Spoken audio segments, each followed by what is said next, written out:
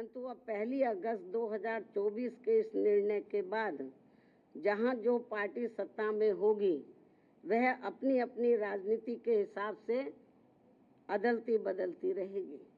जिसके साथ साथ राज्य सरकारें अपने अपने वोट बैंक के लिए अपनी मनचाही जातियों को आरक्षण का अनुचित लाभ देने का प्रयास करेंगी। इस प्रकार से इस आदेश से ऐसी अनेकों समस्याएं उत्पन्न होंगी जिसके कारण एससी व एसटी को मिल रहा आरक्षण ये समाप्त हो जाएगा। एक प्रकार से एससी व एसटी को मिल रहा आरक्षण ही समाप्त हो जाएगा और फिर इसका नतीजा ये होगा कि अनुसूचित जाति व जनजाति वर्ग अंत में आरक्षण से वंचित रह जाएगा और उनके हिस्से का आरक्षण भी अंत में किसी न किसी रूप में सामान्य वर्ग को ही दे दिया जाएगा। माननीय सुप्रीम कोर्ट द्वारा अपने 1 अगस्त 2024 के इस निर्णय में इस बिंदु पर भी पर्याप्त विचार व्यक्त नहीं किए गए हैं कि अनुसूचित जाति और अनुसूचित जनजाति के किन लोगों को क्रीमी लेयर की श्रेणी में रखा जाएगा और यह तय करने का क्या मानक होगा कि किन लोगों को अब आरक्षण की आवश्यकता नहीं है तथा इस कार्य के लिए अब राज्य सरकारों को राजनीति करने का पूरा मौका मिल जाएगा। माननीय सुप्रीम कोर्ट के इस निर्णय के बाद यदि अनुसूचित जाति और अनुसूचित जनजाति के भीतर उपवर्गीकरण किया जाता है तो वर्तमान में लागू आरक्षण के अनुसार सरकारी नौकरियों और शैक्षणिक संस्थानों में अनेकों पद रिक्त रह जाएंगे, क्योंकि जिन सीमित वर्ग की उपजातियों को आरक्षण दिया जाएगा उसमें रिक्त पद के सापेक्ष उतने अभ्यर्थी उपलब्ध नहीं हो पाएंगे और ऐसी स्थिति में ये बची हुई रिक्तियां अंत में सामान्य वर्ग के हिस्से में ही चली जाएंगी, जिससे समूचे दलित समाज के दलित व आदिवासी समाज के पिछड़े हुए लोगों को काफी नुकसान होगा और उनमें असंतोष की भावना उत्पन्न होगी। इसके साथ साथ माननीय सुप्रीम कोर्ट के निर्णय दिनांक 1 अगस्त 2024 के अनुसार अब राज्य सरकारों को ये अधिकार होगा कि वह संविधान के अनुच्छेद 341 व 342 के अंतर्गत माननीय महामहिम राष्ट्रपति के द्वारा घोषित एससी व एसटी जातियों के समूह का उपवर्गीकरण करके आरक्षण का लाभ उनमें से कुछ जातियों को दे सकती है और ऐसा करते समय एससी व एसटी के समूह में बची हुई जातियों को उससे वंचित रख सकती है, क्योंकि राज्य सरकार की निगाह में उन जातियों को अब आरक्षण की आवश्यकता नहीं है, क्योंकि उन जातियों में से कुछ लोग सामाजिक तौर पर एससी व एसटी की अन्य जातियों से बेहतर स्तर पर हैं। माननीय सुप्रीम कोर्ट के समक्ष इस उपवर्गीकरण के पक्ष में जोरदारी से दलील रखते समय बीजेपी द्वारा केंद्र शासित सरकार के attorney general, solicitor general, Punjab में आम आदमी पार्टी की सरकार के महाअधिवक्ता, हरियाणा एवं चंडीगढ़ की ओर से अधिवक्ताओं द्वारा ये महत्वपूर्ण तथ्य नहीं रखा गया कि वर्गीकरण के तहत जिन जातियों को लाभ से वंचित कर दिया जाएगा उन जातियों में अभी भी लाखों व्यक्ति ऐसे होंगे जिनको आरक्षण का लाभ नहीं मिल पाया है और अब उन्हें अनुच्छेद 341 एवं 342 के तहत एससी व एसटी वर्ग के समूह में होते हुए भी हमेशा के लिए आरक्षण से वंचित रहना पड़ेगा, जो कि किसी भी प्रकार से न्याय संगत व उचित नहीं होगा तथा पूर्ण रूप से असंवैधानिक भी होगा तथा ये सभी उप वर्गीकरण वाली जातियां आपस में ही कोर्ट कचहरी अदालतों में वर्षों तक लड़ते रहेंगे और अंत में ये सभी लोग फिर आरक्षण से वंचित रह जाएंगे। साथ ही माननीय सुप्रीम कोर्ट के समक्ष दविंदर सिंह बनाम पंजाब राज्य मामले में सुनवाई के दौरान केंद्र के वकीलों और राज्य सरकार की तरफ से भी सत्ताधारी दल के वकीलों ने ही अपना पक्ष रखा है, परंतु माननीय सुप्रीम कोर्ट के 1 अगस्त 2024 के आए निर्णय के बाद अब तक इन सरकारों ने अपना पक्ष स्पष्ट नहीं किया है, जिससे अनुसूचित जाति और अनुसूचित जनजाति के लोगों में माननीय सुप्रीम कोर्ट के निर्णय को लेकर काफी भ्रांति की स्थिति बनी हुई है। माननीय सुप्रीम कोर्ट के समक्ष सुनवाई के दौरान समाजवादी पार्टी के वरिष्ठ राज्यसभा सांसद, जो कि वरिष्ठ अधिवक्ता भी हैं, तथा इनके साथ साथ बीजेपी ने केंद्र में अपनी सरकार की ओर से माननीय अटॉर्नी जनरल व सॉलिसिटर जनरल तथा कुछ राज्य सरकारों के वकीलों द्वारा, उसमें भी खासकर आम आदमी पार्टी की पंजाब सरकार की ओर से पंजाब के एडवोकेट जनरल, हरियाणा एवं चंडीगढ़ में बीजेपी की ओर से उनके वकीलों द्वारा उप वर्गीकरण के पक्ष में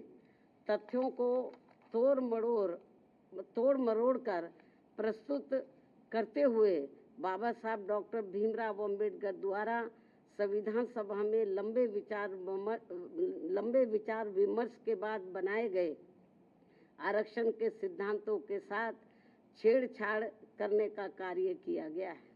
जो कि आरक्षण को पूरी तरह समाप्त करने की मानसिकता के साथ उठाया गया ये गंभीर कदम है। साथ ही माननीय सुप्रीम कोर्ट के 1 अगस्त 2024 के दिए गए निर्णय के बाद अनुसूचित जाति और जनजाति के लोगों के भीतर आपसी द्वेष की भावना बढ़ेगी और समाज में विभाजन की भावना को और अधिक बढ़ावा मिलेगा, जो कि राष्ट्र की एकता और अखंडता पर करारा प्रहार करने जैसा होगा।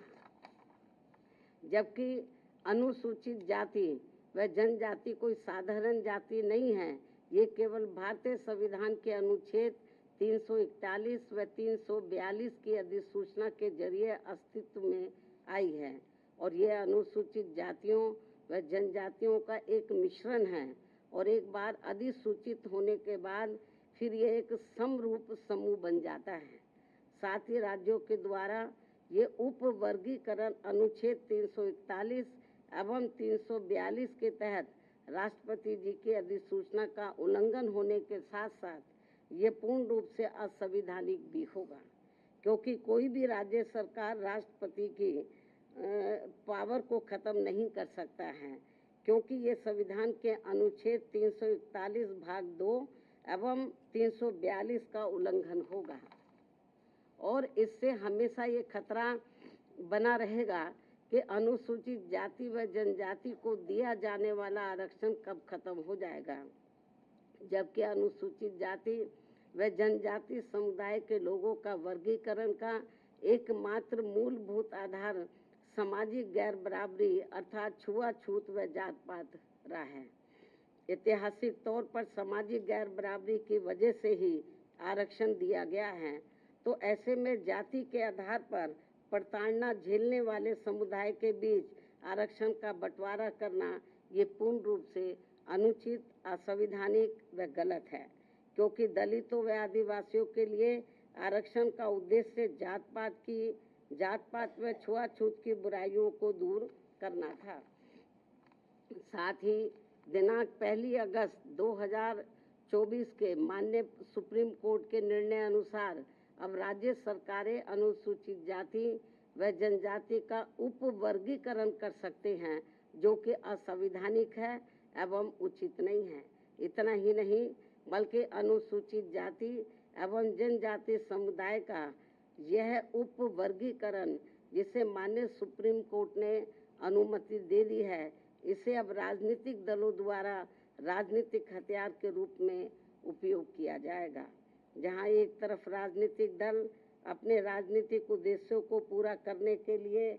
कुछ अनुसूचित जाति व जनजाति वर्गों को हाशिए पर धकेल देंगे और उनके लिए पक्षपात का माहौल बनाकर अपना उद्देश्य पूरा करेंगे, तो वहीं दूसरी तरफ अनुसूचित जाति एवं जनजाति के इस उप वर्गीकरण के कारण काफी पद रिक्त रह जाएंगे और आगे चलकर फिर उन पदों के अनारक्षित श्रेणी में तब्दीली हो जाने की प्रबल संभावनाएं होंगी। अतः जिस मुख्य उद्देश्य के लिए परम पूज्य बाबा साहब डॉक्टर भीमराव अंबेडकर ने संविधान के तहत अनुसूचित जाति एवं जनजाति वर्ग को आरक्षण दिया था, उसे अब एक प्रकार से प्रभावहीन बना दिया जाएगा, अर्थात खत्म कर दिया जाएगा। वैसे भी खासकर बीजेपी, कांग्रेस व समाजवादी पार्टी आदि हमेशा से ही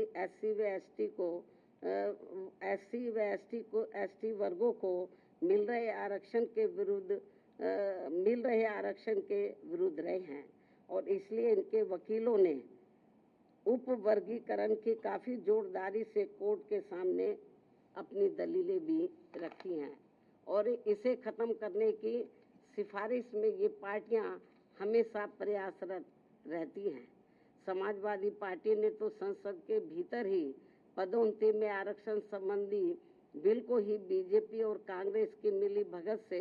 फाड़ दिया था, जिसे आज तक केंद्र सरकार संसद में दोबारा नहीं ला सकी है, जिसकी वजह से माननीय सुप्रीम कोर्ट के नागराज के निर्णय के तहत आज तक एससी व एसटी कर्मचारियों को पदोन्नति में आरक्षण संबंधी लाभ से वंचित रहना पड़ रहा है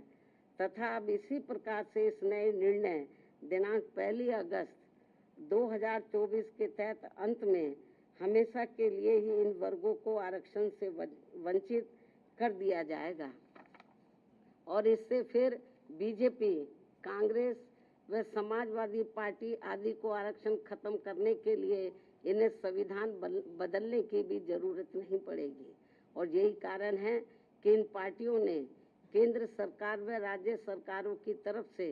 उचित पैरवी भी नहीं की है और काफी कुछ उपवर्गीकरण के पक्ष में दलीलें रखी हैं, जिससे कि मौजूदा चल रहे आरक्षण के विरुद्ध निर्णय आए। और यदि बीजेपी के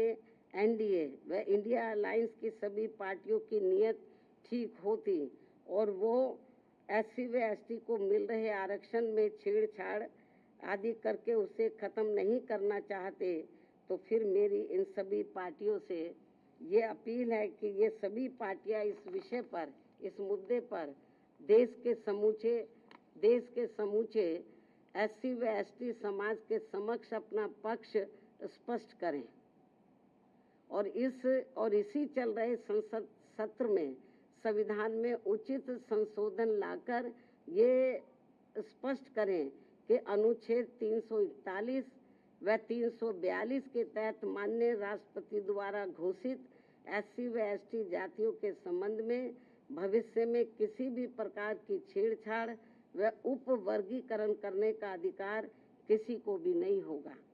तथा इन सभी जातियों को आरक्षण प्राप्त होने के लिए एक समूह के रूप में ही देखा जाएगा। ये इनको संशोधन संविधान में उचित संशोधन विधेयक इनको लाना चाहिए और ये सब लाकर इनको संविधान की 9वीं अनुसूची में इसको शामिल करना चाहिए ताकि फिर भविष्य में कभी भी जो एससी एसटी का आरक्षण है उसके साथ किसी भी प्रकार का कोई छेड़छाड़ आदि ना हो सके। हालांकि ये जो अब नौबत आई है, ये नौबत नहीं आती यदि इसको बहुत पहले ही संसद द्वारा संविधान की 9वीं सूची में डाल दिया जाता। हमारी पार्टी ने लोकसभा के अंदर भी और राज्यसभा में भी इस मामले को अनेकों बार उठाया है, लेकिन इसको टाल दिया गया क्योंकि जब बीजेपी पावर में रहती है वो भी इसको टाल मटोल करती है। इस मामले को कांग्रेस पावर में रहती है तो वो भी इस मामले को टाल मोल कर देती है। इससे स्पष्ट है कि चाहे कांग्रेस हो, बीजेपी हो या अन्य पार्टियां हो, उनकी वीकर सेक्शन के मामले में, खासकर दलितों व आदिवासियों के मामले में अभी इनकी जातिवादी सोच बदली नहीं है। मुझे नहीं लगता है कि ऐसा कुछ ये पार्टियां कर पाएंगी। इसके साथ साथ मेरी इस देश के सभी अनुसूचित जाति व अनुसूचित जनजाति वर्गों के लोगों से ये खास अपील भी है कि इस समय इस निर्णय से उत्पन्न स्थिति को अपने व अपने बच्चों के भविष्य तथा अपने संवैधानिक अधिकारों को नुकसान होने से बचाने के उद्देश्य से तथा बाबा साहब डॉक्टर भीमराव अंबेडकर के द्वारा अपने अथक प्रयासों से इन वर्गों को जो संवैधानिक अधिकार दिलाए गए हैं, तो उन्हें खत्म होने से बचाने के लिए इस स्थिति को अपने लिए एक आपातकालीन की स्थिति समझते हुए इन्हें एकजुट होना पड़ेगा तथा मात्र अपने अपने राजनीतिक स्वार्थ व दबाव से प्रेरित न होकर यहाँ सभी राजनीतिक पार्टियों के ऊपर दबाव डालकर उचित संवैधानिक संशोधन लाने के लिए मजबूर करना पड़ेगा। इस खास अपील के साथ ही अब मैं माननीय सुप्रीम कोर्ट से भी ये पुरजोर अपील करती हूँ कि वह देश में SC व ST वर्गों के हितों में अपने 1 अगस्त सन 2024 के दिए गए फैसले पर खुद ही पुनर्विचार करके इसमें मेरी इन सब बातों को खास ध्यान में रखते हुए जरूरी बदलाव लाए, तब्दीली लाए, वरना इन वर्गों में से आरक्षण के पात्र लोगों को बड़ा भारी नुकसान हो जाएगा। इस खास अपील के साथ ही अब मैं अपनी बात यहीं समाप्त करती हूँ। धन्यवाद। जय भीम व जय भारत।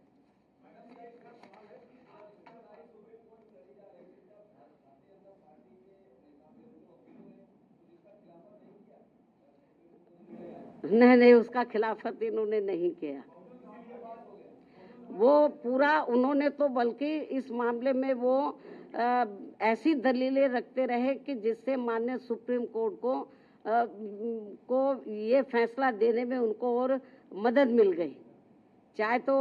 कांग्रेस की ओर से वकील खड़े हुए हों या सरकार की ओर से खड़े हुए हों, इन्होंने एक प्रकार से माननीय सुप्रीम कोर्ट की मदद ही की है इस मामले में। तो इससे जाहिर हो जाता है कि इनकी इंटेंशन सही नहीं है और ये लोग SC और ST को जो रिजर्वेशन मिल रहा है इसको सीधा खुद ना खत्म करके माननीय कोर्ट के जरिए, जुडिशरी के जरिए ये इसको खत्म करना चाहते हैं और इसमें ये लोग काफी हद तक कामयाब भी हो गए हैं और हमारी पार्टी इसको लेकर बड़ी चिंतित है।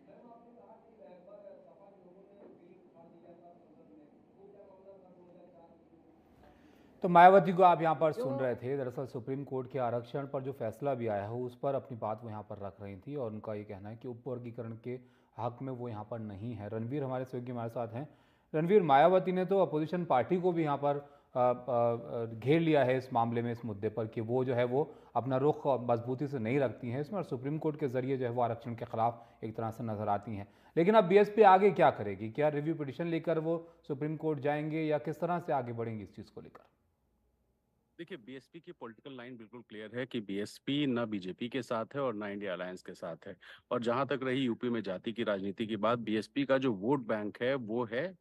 SC ST और उसमें भी खास तौर पे अगर बात करें तो जाटो वोट। ऐसे में जो कोटे की बात है, इसमें सीधे सीधे सबसे ज्यादा नुकसान अगर मायावती को दिखाई दे रहा है तो वो उन्हें दिख रहा है, क्योंकि 21% आरक्षण में जो अगर वर्गीकरण होता है, अगर क्लासिफिकेशन हो जाता है कि जाटव अलग होंगे, बाकी कुछ जातियां अलग होंगी, तो मायावती को नुकसान होगा। अब मायावती इसमें क्या रिव्यू पिटीशन डालेंगी या कोई और मुकदमा लड़ेंगी, ये तो खैर अभी फिलहाल मायावती ही क्लियर कर सकती हैं। लेकिन एक चीज साफ है कि मायावती ने खुल करके सुप्रीम कोर्ट में जो फैसला आया है कोटे में कोटा, उसके खिलाफ एक राजनीतिक स्टैंड ले लिया है। और जिस तरीके से भारतीय जनता पार्टी के सहयोगी, जिसमें खास तौर पे ओम प्रकाश राजभर की पार्टी, सोहेल देव भारतीय समाज पार्टी और निषाद पार्टी, इन दोनों ने कहा है कि पिछड़े वर्ग में कोटा होना चाहिए। तो ये मामला यही थमने वाला नहीं है कि सिर्फ सुप्रीम कोर्ट ने कह दिया और उत्तर प्रदेश में अगर राज्य सरकार चाहेगी तो लागू होगा। ये एक बड़ा राजनीतिक मूवमेंट बन सकता है, क्योंकि अब सुप्रीम कोर्ट से मंजूरी मिली है। और अगर आपको यूपी की इतिहास की बात करें तो उत्तर प्रदेश में साल 2001 में हुकुम सिंह कमेटी बनी थी जो सामाजिक न्याय के लिए थी और उसने अपनी सिफारिशों में कोटा विद इन कोटे की बात कही थी। उस रिपोर्ट को आने के बाद बीजेपी की सरकार 2002 में जब चली, ये मामला ठंडा पड़ा रहा। फिर ये मांग समय समय पर उठती रही और साल 2017 में योगी आदित्यनाथ ने राघवेंद्र सिंह कमेटी बनाई थी और राघवेंद्र सिंह कमेटी का भी जो काम था वो यही था, सामाजिक न्याय को लेकर के जो मांग हो रही है कोटा विद इन कोटा, ये उसको लेकर के जांच करेंगे और शासन को अपनी रिपोर्ट देंगे। राघवेंद्र सिंह कमेटी ने अपनी रिपोर्ट शासन को सौंप दी है, लेकिन अब तक वो रिपोर्ट सार्वजनिक नहीं हुई है। और अगर इस रिपोर्ट की बात करें तो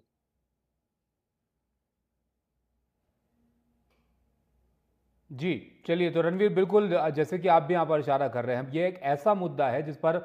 तमाम पार्टियों को अपनी स्थिति अब यहाँ पर साफ करनी पड़ेगी कि वो किस तरह से देखते हैं इसको और क्या उनका स्टैंड यहाँ पर रहता है। जिस तरफ से मायावती यहाँ पर इशारा कर रही थी कि अगर जिसकी सरकार आएगी ऐसे तो वो अपने हिसाब से यहाँ पर फैसला लेगा, तो ऐसे में लोगों को नुकसान ही यहाँ पर जो है वो